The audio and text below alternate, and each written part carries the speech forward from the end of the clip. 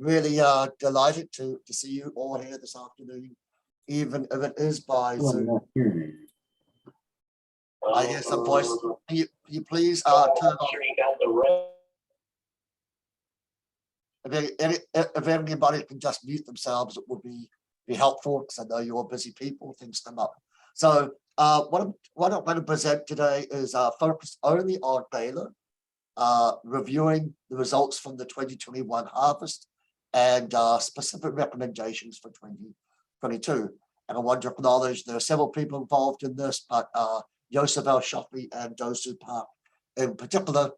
And I know we always present acknowledgements at the end, but I really do want to take the opportunity at the start to acknowledge the New York Apple Research and Development Program, whose support of this work is so fundamentally important. And so thank you as growers for your commitment to this.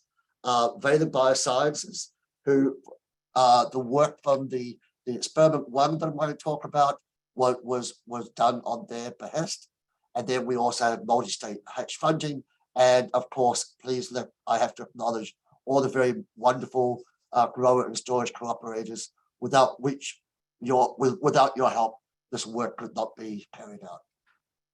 So just to sort of refresh your mind, as we go through, we're really going to be focusing on stem end flesh browning. That's the photo on the left-hand side. As the browning in the fruit gets severe, it morphs into flesh browning throughout the fruit. And then sometimes we have just core browning, which is distinct from the stem end flesh browning or the flesh browning.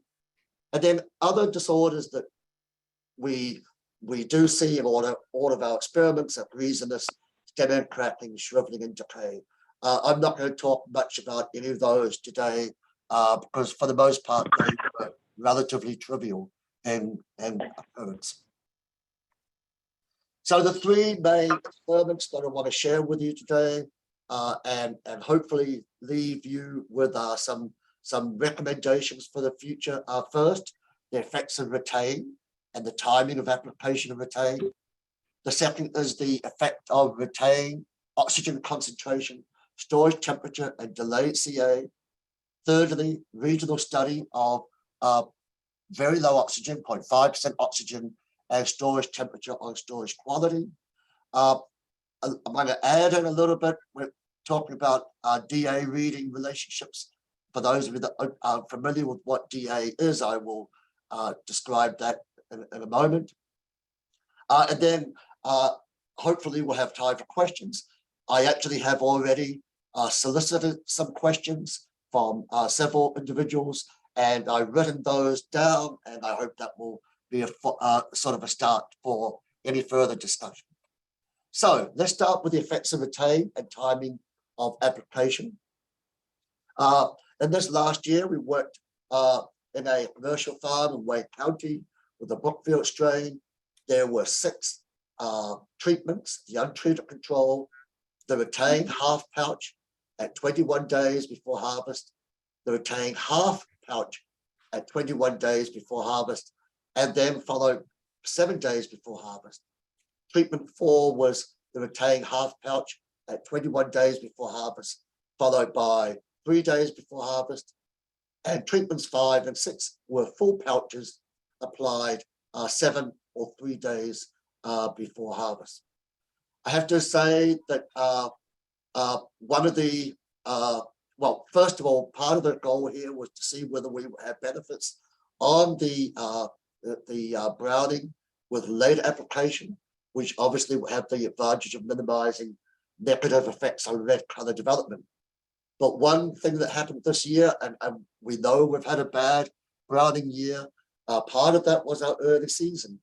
And the plan was to mimic exactly what we had done in the 2020 harvest season, and that was have a 28 days before harvest interval.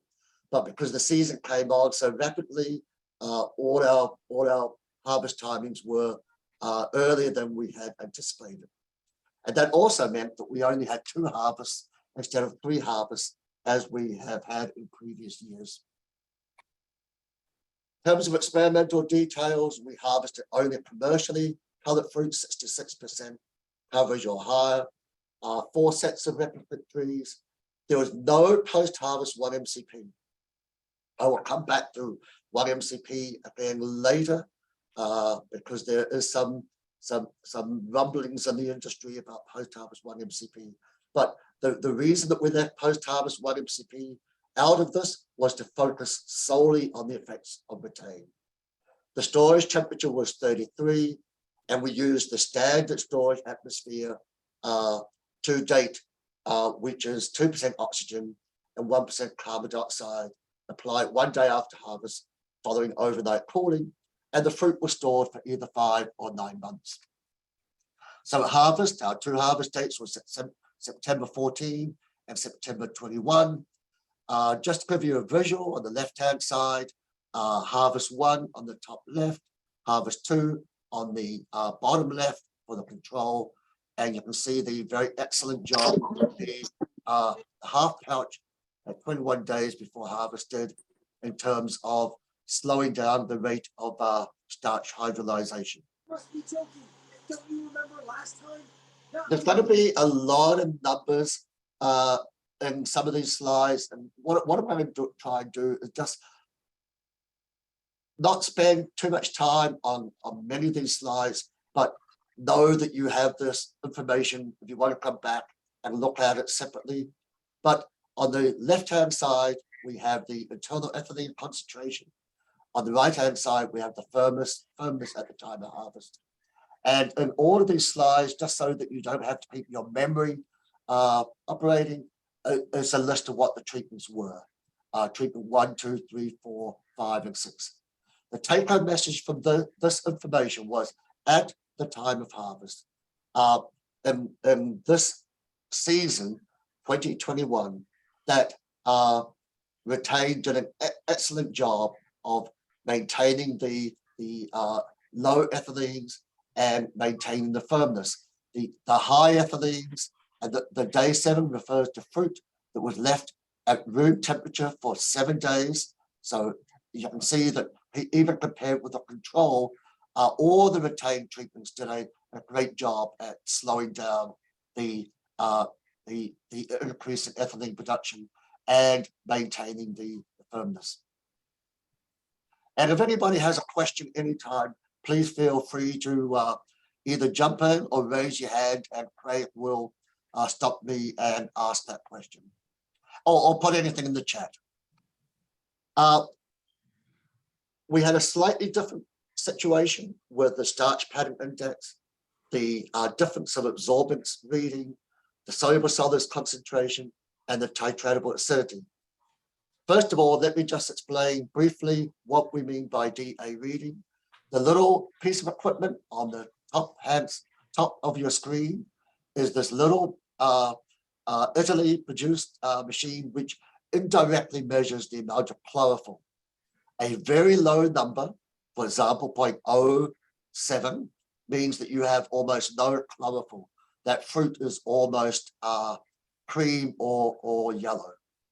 A high number, such as 40.46, means that there is a higher level of chlorophyll. And in some cultivars, for example, like Rome's, they have numbers up around 1 or 2 quite routinely. We don't see those numbers with Gala. But the take-home message is that, in contrast to what we saw with the ethylene and the firmness, the most effective treatments in terms of influencing starch, influencing the green color of the fruit, the soluble solids content, were the treatments that involved the 21 days before harvest, with or without a subsequent application of retain. So in terms of storage quality, that's when it gets sad but interesting. So this is stemming flesh browning. This is 5 months of normal controlled atmosphere storage, 2%. This is important to keep in your mind as we go ahead. And the red is the control. So this is the firmness of that fruit, the amount of flesh browning, stem and flesh browning after 5 months of storage, and you can see the red bar is extremely high. And unfortunately, we did see some of that in the commercial storages this year. The other thing I just want to take a moment to explain for those of you that are not familiar, these little letters over the top, A, B, B, B, A, B. What that means is if you see the letter A and you see the letter B by themselves, that injury is significantly different. So treatment 2, you can see about 7 or 8% stem and flesh browning compared with almost 80% in the control, a very, very significant difference statistically. But often with a lot of data, especially with our storage disorders, there's a lot of variation. So even in treatment 6, we see some overlap with A and B. The bottom line is I'm going to ask you to keep in mind the stats, but also look at what you see with your own eyes. And the take-home message is that, again, that retained treatment, or either treatment 2, 3, or 4, markedly less stem and flesh browning than the control, and often, but not always, with the later application. At 9 months, the picture is even more stark. You can see again, there's very pronounced inhibition of stem and flesh browning. Inhibition, unfortunately not control, total control. In terms of flesh firmness, again, the very marked effects on flesh firmness on retain that we saw at the time of harvest were maintained during storage, both for fruit that was harvested on the 14th of September and the fruit harvested on the 21st of September.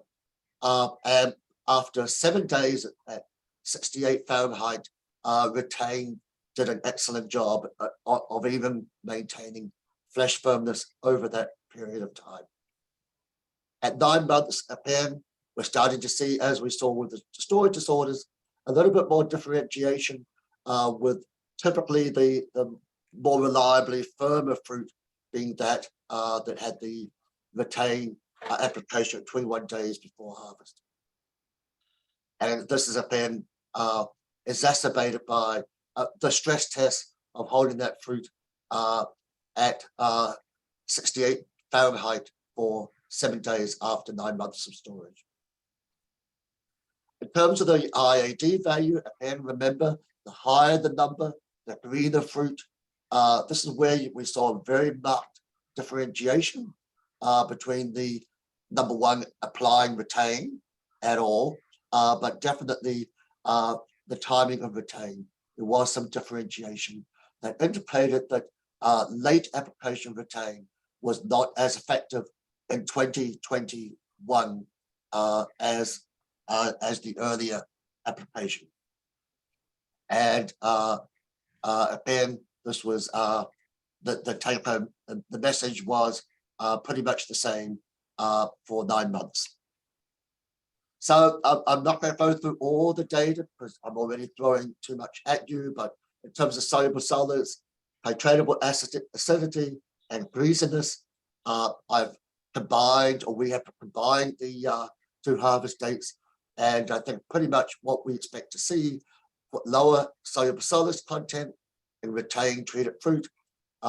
Why we have lower titratable acidity, I honestly do not know and do not have an explanation.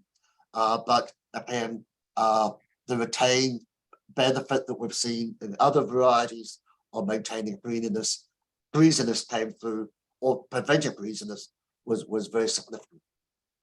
So 9 months, there were no treatment effects on soluble solids or TA, but the greasiness, the benefit of treating early retain came through clear and loud.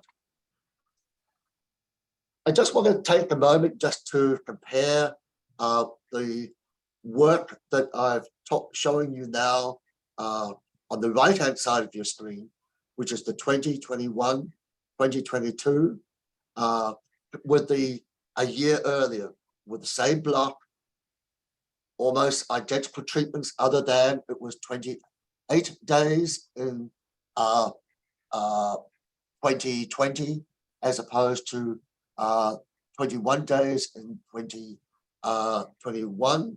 But being last year, so the 2020 harvest, we had a year where pretty much it was a low browning year, and even the much later applications were very effective. This year was a very stressed year, as you all know, or else you probably would not be on this call. So this really shows the incredible effect of year-to-year variation. So the summary for experiment 1 is that retain effects are similar regardless of application timing for internal ethylene and for flesh firmness, but the effects of late retain on starch pattern indices, the loss of green color, and inhibition of yellowing is less than with the early application. And after storage, the stem end flesh browning was much more consistent with early rather than late application of retain. The flesh firmness was similar for all retain timings, and were all greater than the control at 6 months. However, the benefits did decrease with longer storage time and shelf life. And the loss of green color was affected greatly by treatment timing at harvest 2 compared with harvest 1. So the conclusion is, and this will be repeated, is I know some growers don't like using PGRs, but in our opinion, use of PGRs is a significant weapon against stem end flesh browning, as well as post-storage benefits on firmness. Are there any questions in the chat box, Craig? I'm not seeing any, Chris. If folks, All right. it's a Zoom meeting format, so they should be able to unmute themselves. But if you can't, you can click the reactions box on the bottom right and raise your hand, and then I can unmute you, or you can put your question in the chat box. Thank you, Craig. All right. So let's move on to experiment 2, where we're looking for the interaction with retained oxygen concentration, storage temperature, delay CA, and I messed up here. Where it says regional study, that's meant to be in number 3. So excuse me for that little faux pas. So from the same orchard blocks that we had used for experiment 2, we selected 3 treatments. We did not know that we were going to get less of a benefit at 7 days before harvest this year compared with 21 days before harvest. But we don't want to have that comparison.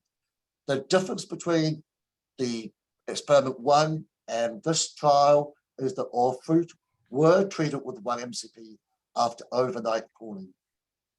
We also used 2 oxygen concentrations. That's 2% oxygen and 0.5% oxygen with 1% carbon dioxide in both.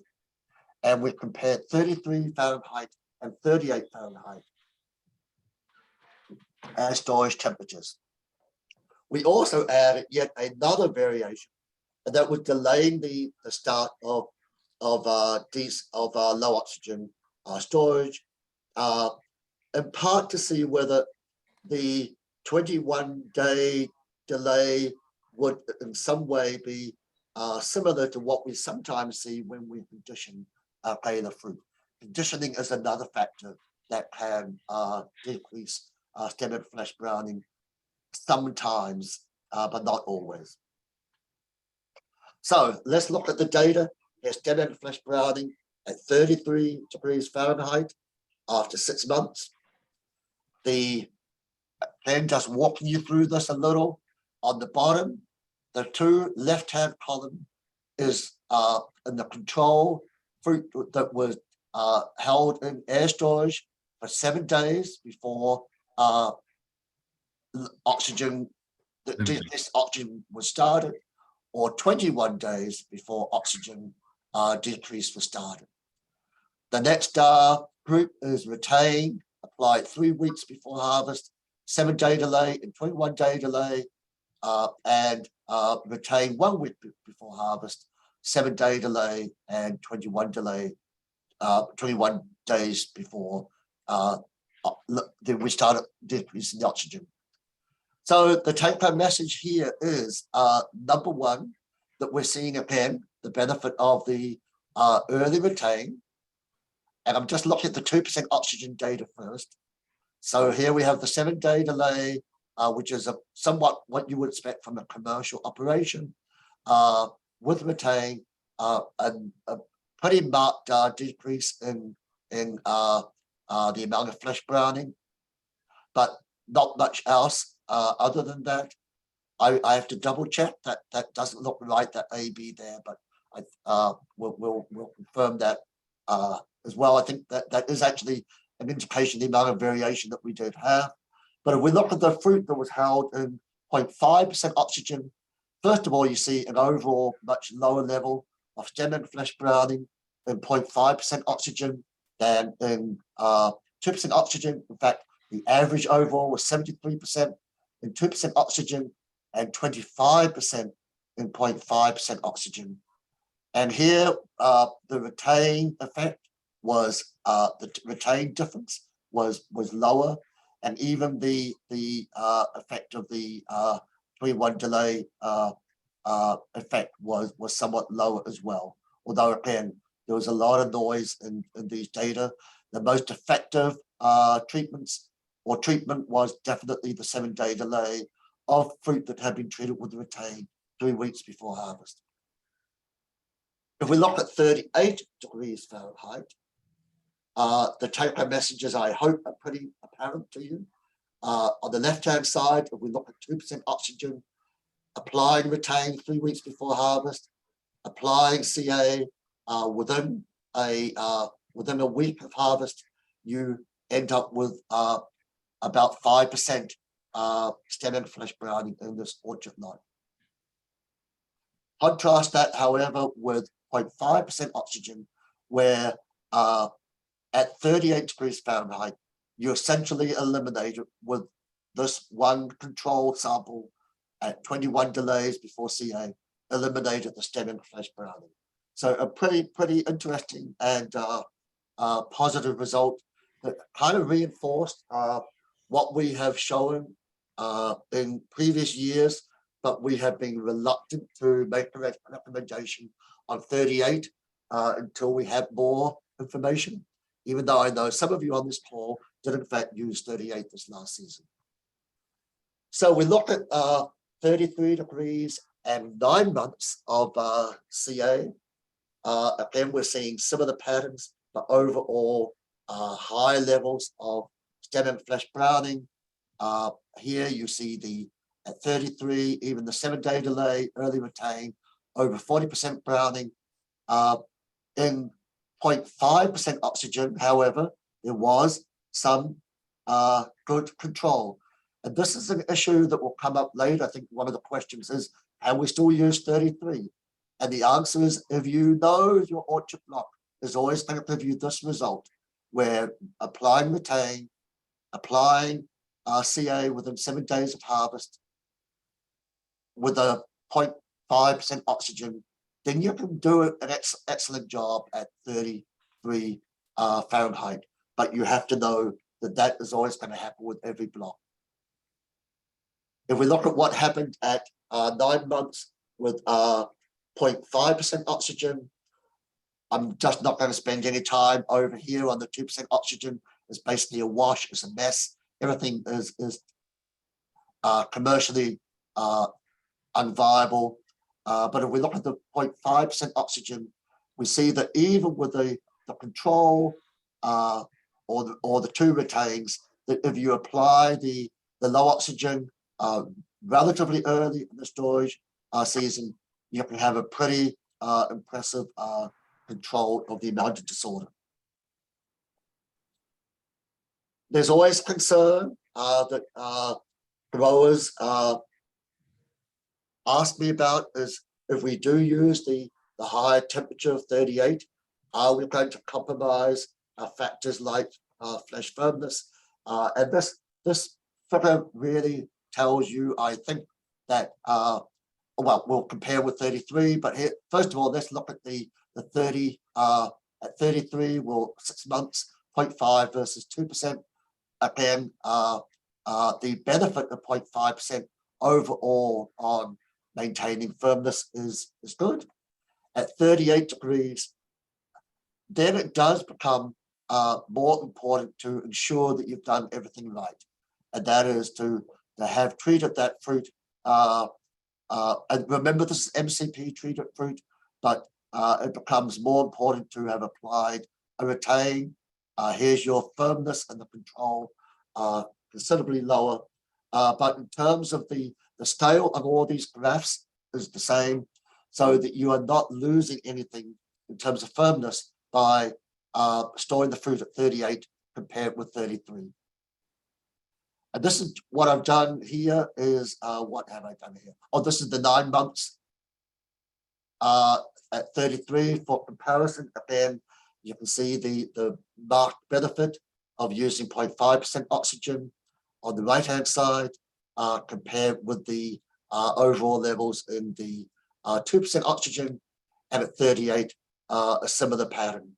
Again, if you do everything right, you can at least maintain your firmness. If you've used retain and 2% oxygen, but that fruit has, this fruit here is firm, but it has a lot of internal flesh browning. So if we just compare the temperatures, the here is 33 on the left. I've taken the 21 day to day out because obviously delaying the harvest, so delaying the application of CA by 21 days is not a good idea. So I've just left the 7-day delay information in. Here's our control. Here's our retain 3 weeks before harvest. Here's our retain 1 week before harvest at 33 versus 38 degrees Fahrenheit, where there was no browning in any of those treatments. If we look at 9 months, again, the only difference is that the 1 day, 1 week before harvest, retain treatment is starting to develop browning.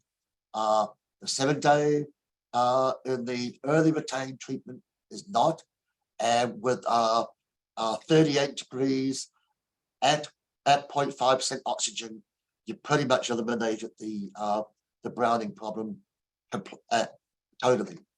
So, summary for experiment 2, delays between harvest and CA storage are detrimental and do not mimic conditioning. We wanted to check whether there would be an equivalency, and clearly the answer is no. So we will not be doing any delay treatments ever again. Up to for Gala, then up to 7-day delay and storage at 2% oxygen and 1% carbon dioxide maintained low stem and flesh browning if storage temperatures, or if the storage temperature was 38 Fahrenheit, not 33 Fahrenheit for 6, but not 9 months. Flesh browning development greatly decreased by using 0.5% oxygen at 33 degrees and to a greater extent at 38 Fahrenheit. And overall, we can see no cost in terms of quality and just using firmness today if you use 38 Fahrenheit compared with 33 Fahrenheit, including after 7-day shelf life. But remember, all the fruit were treated with 1 MCP. So, summary, at this stage, we are again recommending PGRs, as I already mentioned. We are now recommending 38 degrees Fahrenheit rather than 33 degrees Fahrenheit. 0.5% oxygen where you have storages where it is achievable. 2% oxygen and 1% carbon dioxide has relatively limited storage potential compared with 0.5, but obviously many in the industry are still using 2% oxygen. And if you're happy with the outcome of your fruit, then you should continue doing that. Each factor that we have been looking at is additive, maturity, retain, the oxygen concentration, the storage temperature. So it's not really, if we're going to have a long-term solution for browning of Gala, it's not going to be a simple one approach to get us to where we need to be. So before I move on to the regional study, Craig, I do see there are some chats. Can you read those out for me, please? Sure. The first one from the first experiment, or maybe all of them, did you rate any core browning percentage? Yes. And the simple take-home message there is that retain helps control core browning, but 0.5% oxygen always eliminates core browning. We never see core browning with 0.5% oxygen. Thanks. The other one, I'm guessing the CO2 in all your experiments was 1%, correct? Correct. Okay. Anybody else have any questions?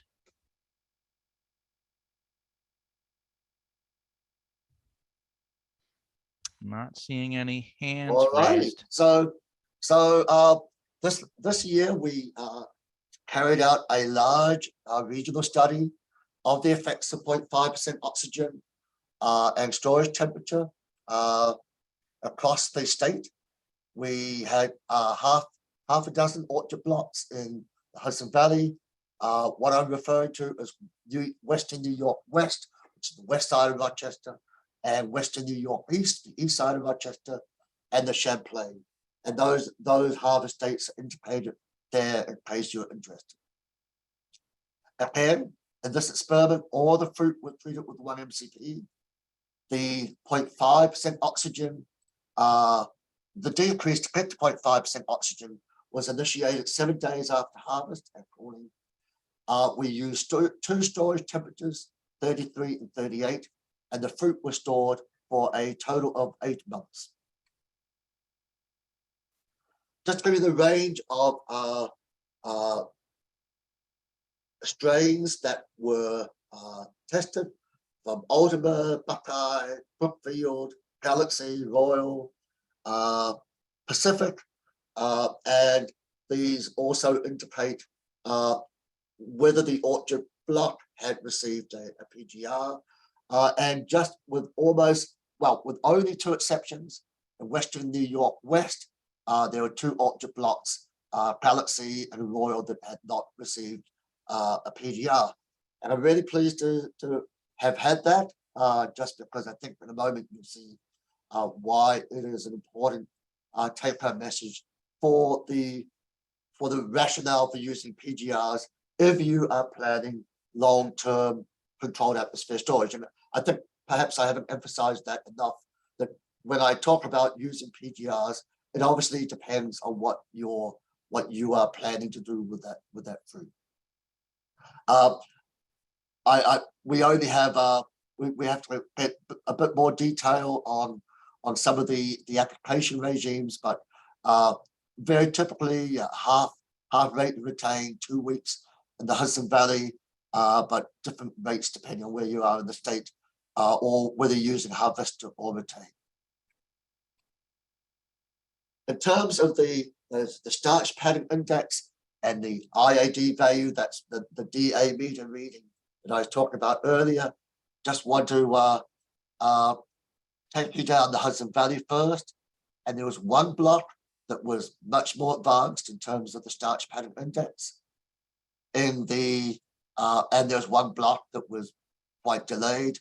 In Western New York West, these 2 red numbers, 6 and 5.5, are the 2 that did not receive any PGR treatment. And even though there is an overlap with a B here, the bottom line that overall much lower starch pattern indices with the retain. In Western New York East, for reasons that remain unclear, the starch pattern indices did not look as if they were affected at all by the application of PGRs. And then for the first time ever, it was great to see fruit from the Champlain. Again, pretty low for the most part, although again with 3 orchard blocks and especially the 2 from one farm, 5.9 and 5.9, was a bit of a surprise. In terms of the greenness of the fruit, or should I say the yellowness of the fruit were more yellow. Well, let me just go through and express again. Sometimes we're always learning. Much higher overall greenness in the Hudson Valley fruit than we typically see. In the Western New York fruit, here are the 2 blocks that did not receive any PGR. They were more yellow at harvest than the others. And then in the Western New York East blocks, pretty much very little chlorophyll in that fruit at the time of harvest. Very consistent with what we see with the starch pattern indices in the Champlain. I actually, to be honest with you, would have expected these numbers to have been higher in the Champlain, but they are what they are. And in terms of firmness, some variation. Again, I'm leaving this in for those of you that want to look at it later when the PDF gets distributed to look at your own orchard blocks. But just a lot of variation across. So after storage for 8 months, let's see what we had here. So here's the stem and flesh browning from the Hudson Valley. On the left-hand side, we have orchard block 1, 2, 3, 4, 5, and 6. The fruit that was stored in 0.5% oxygen at 33, compared with that on the right-hand side, fruit that was stored in 0.5% oxygen at 38. So pretty impressive data, pretty much eliminating stem and flesh browning, except for this one orchard block where there was 65% in 33, and we were only able to pin it down to about 5% at 38. In the Western New York block, orchards 1 and 2, I will remind you those were the 2 blocks that were not treated with PGRs. And whilst I'm never happy when growers are losing money because of this, it does reinforce that there is a role for these PGR treatments. On the right-hand side, we see the control of stem and flesh browning, not nearly as total or impressive as we saw in the Hudson Valley, but nevertheless, significantly lower in all cases. However, and you will be not surprised by this, when based on the maturity data that I just showed you, here was Western New York East at 33, very high levels of browning. The effect of 38 Fahrenheit definitely present and evident, but again, there were clearly some issues that meant that even at 38 with 0.5% oxygen, we weren't able to control the disorder adequately. And then finally, if we look at the Champlain, stem and flesh browning ranged from about 8% to 53 or 54%. But as we saw in the Hudson Valley, almost total elimination of the stem and flesh browning by storing the fruit at 38 Fahrenheit with 0.5% oxygen. And this was also with 1 MCP. So I'm going to go through the next 4 slides very quickly because they are really want to illustrate to you watching this that there was not a cost of or a significant cost. How does one want to put it? I mean, we always want firmer fruit, but it didn't look like there was a huge cost in storing fruit at 38 versus 33. And in the top corner here, this is 38 and 38, sorry, 33 and 38 for fruit stored for 8 months plus 1 day, 33 and 38 Fahrenheit after 7 days at room temperature, There's no significant effect between temperatures after 1 day. In fact, the fruit stored at 38 degrees was slightly firmer, but of course, there's always the issue of how water loss and other issues may affect the firmness. If we look at Western New York, again, there's no big difference. Well, it depends, I suppose. Maybe I shouldn't be so bold. In both cases in Western New York, there was about a half-pound difference. By the fruit were a half-pound softer at 38 than they were at 33. But you have slightly firmer fruit at 33, but you have slightly firmer brown fruit at 33, as opposed to slightly softer, clean white fruit at 38. Western New York, again, surprisingly, having trouble getting my head around some of these results, the overall firmness of the fruit overall was low compared with the other orchard regions that we used. And then finally with the Champlain, there was about a half-pound difference between fruit stored at 33 versus 38, but overall pretty small, and sometimes quite a bit of variation between fruit that was held for 1 day or 7 days. So just want to touch on briefly the relationship with minerals. We use 33 degrees because of when you get the fruit variation at 33 is much higher because we get much higher levels of browning. The take-home message was that overall, there were overall differences, significant, but they were weak. For example, there's a significant effect of potassium, but that's a very, very weak R value. And it was variable in specific regions, and strongest in the Champlain, where the browning was positively related with nitrogen, boron, potassium over calcium, potassium plus magnesium over calcium, and negatively with magnesium, manganese, and magnesium over calcium. Bottom line is we are not seeing any great evidence that the differences that we are seeing amongst orchard blocks are related to mineral factors, including nitrogen. However, in the case of maturity, it's a much stronger situation. I am showing you the R squared values and the probabilities for fruit held at 33 and the fruit held at 38. But let's just go down to 33. There was about 40% of the variation was accounted for by the internal ethylene at the time of harvest, the amount of firmness at the time of harvest, the starch pattern index, the Iad value at the time of harvest, and then a couple other factors. And I would just want to show you these by graphs. If we take this year, the results from this year, and we use 33, because this is where we get the high levels of browning. You can see first on the stem and flesh browning against firmness, there's a pretty nice line. You could arbitrarily say that anything above 17 pound was less likely to get stem and flesh browning.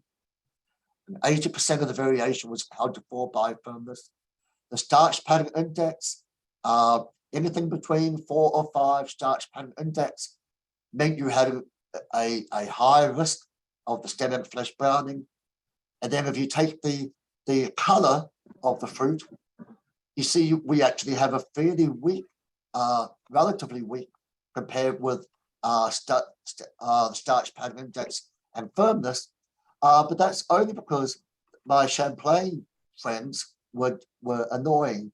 All these triangles are the Champlain fruit, and we take the Champlain fruit out, and we just use the Hudson Valley and the 2 Western New York locations.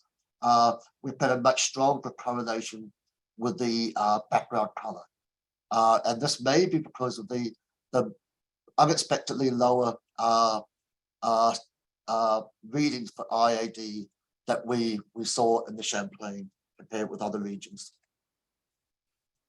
If we look at the 38, as I mentioned, when you're at 38, you have much lower browning, and therefore the patterns it's often harder to pick the effect as clearly when you have lower levels of browning. But and so the correlations were weaker. But again, you could imagine something around 17 pound being a useful cutoff for starch pattern indices, 4 to 5, and with a IAD value around 0.4. Again, these might be variable by region, by season.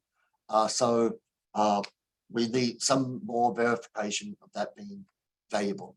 But if I was asked to give you some guidance as maturity indices to minimize risk, especially in a bad browning year, in a year where we're not anticipating browning, I think these become less important, but are probably more important for very long-term storage if we're hoping to get to a 10-month situation. But the sort of arbitrary numbers at this point, starch pattern index less than 4, IAD values greater than 0.4 to 0.5, and firmness greater than 17 pound.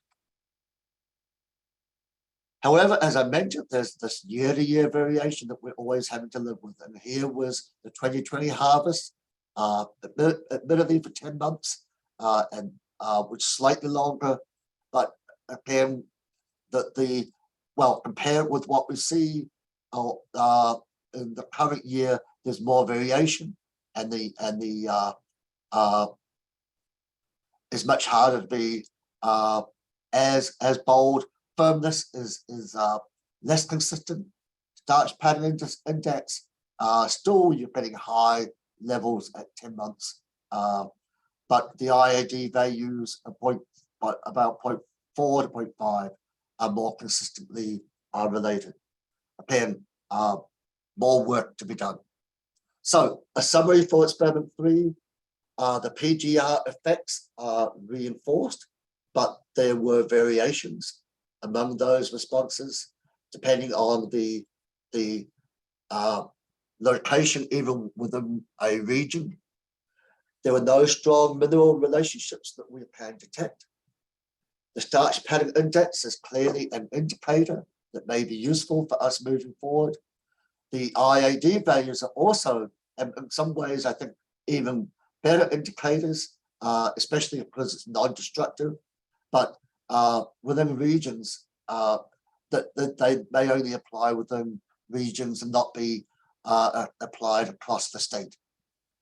The use of 0.5% oxygen at 38 degrees Fahrenheit is a strong recommendation for late storing Gala apples.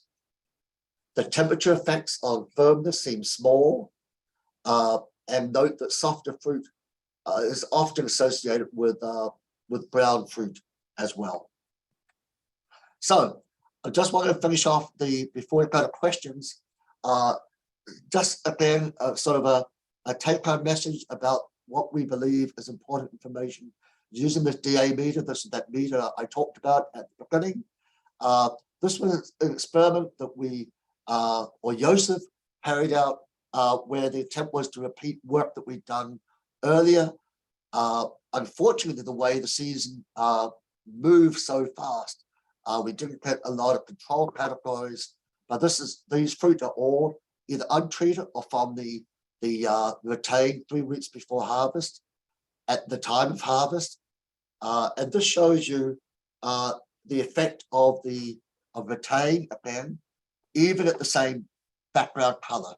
So here is the control, 0 to 0.2, almost 100% browning, with fruit which had pretty low levels of chlorophyll.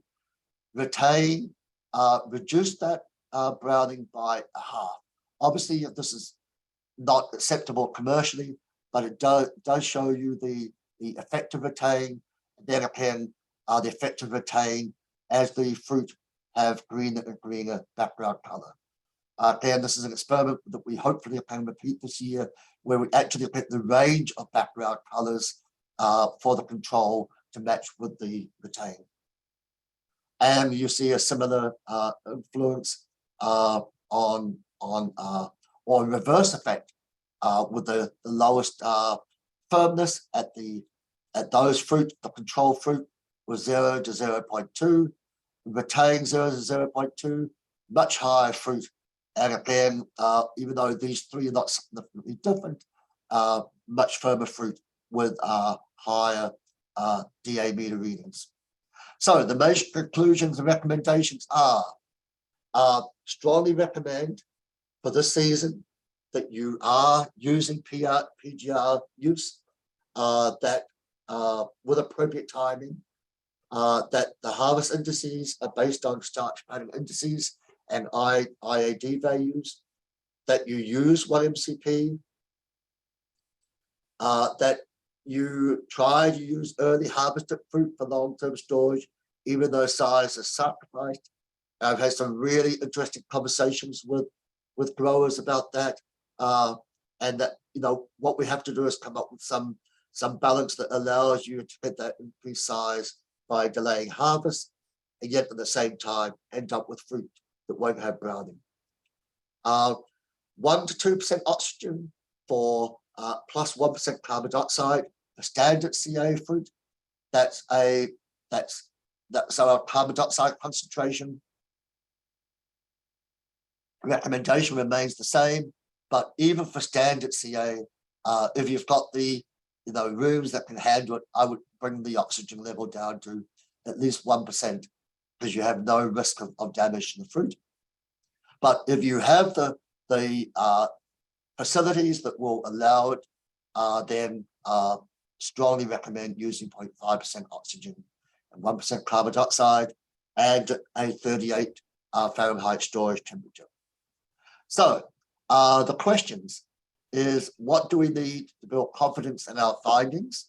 And what I will do, I have some questions that I have, but I want to see if there's anything in the chat box, or whether I'll decide whether to go ahead with the questions and then which order to do them in.